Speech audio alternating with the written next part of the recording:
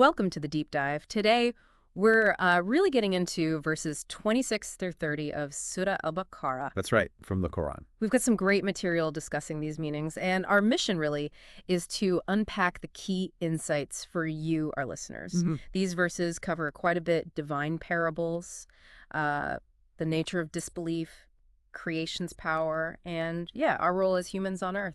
It's amazing, actually, how these 5 verses weave together some pretty big ideas.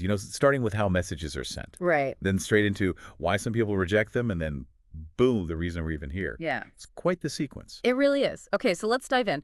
Verse 26, it kicks off with Allah presenting a parable, and the example used is a mosquito. A mosquito, yes, and then it adds, or something even smaller. Which immediately makes you think, why a mosquito? Seems tiny, insignificant, maybe? Exactly.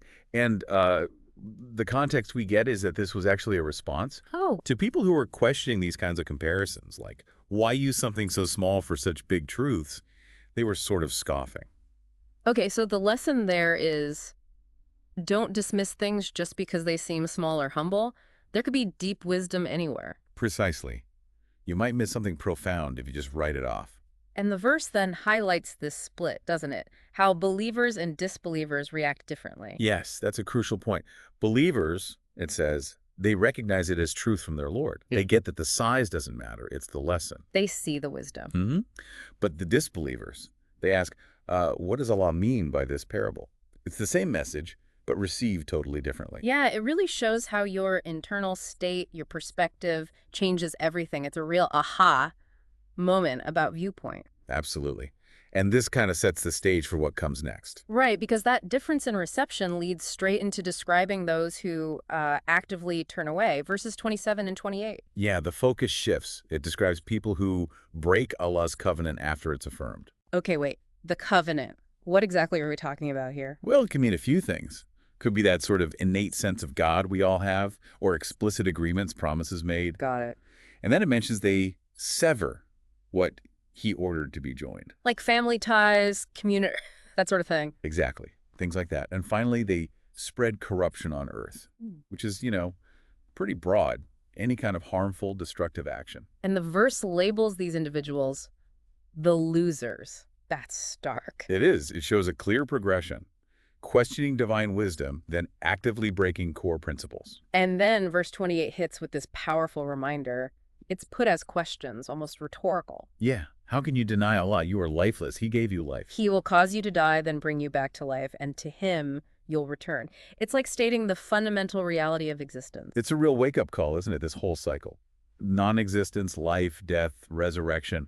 How can you deny the one behind all that? Yeah, it really grounds you in his ultimate power and, well, our complete dependence.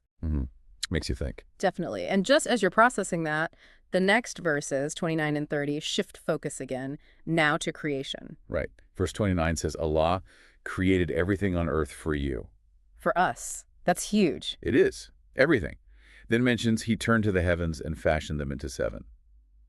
The scale is immense, but that phrase, for you, really stands out. It suggests purpose, intention. It wasn't random. It was for humanity's benefit. Exactly. And this sets up verse 30 perfectly.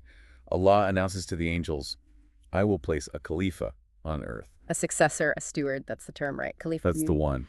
A really important concept. Yeah. But then the angels, they ask a question. Right. They say something like, will you place someone there who will cause corruption and shed blood? They do. And it's vital to understand this wasn't defiance. They weren't arguing. Okay. It was more like seeking wisdom. Based on maybe past observations or their inherent knowledge of potential outcomes, they were asking why. Ah, I see. They knew the potential downsides of beings with, well, free will. Precisely. Beings capable of great good, but also terrible evil. Corruption, bloodshed.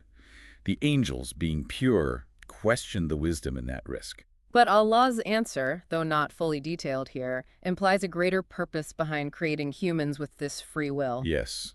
It's the foundation of the test of life, isn't it? Who will choose justice, righteousness, despite the capacity for the opposite. That's the challenge.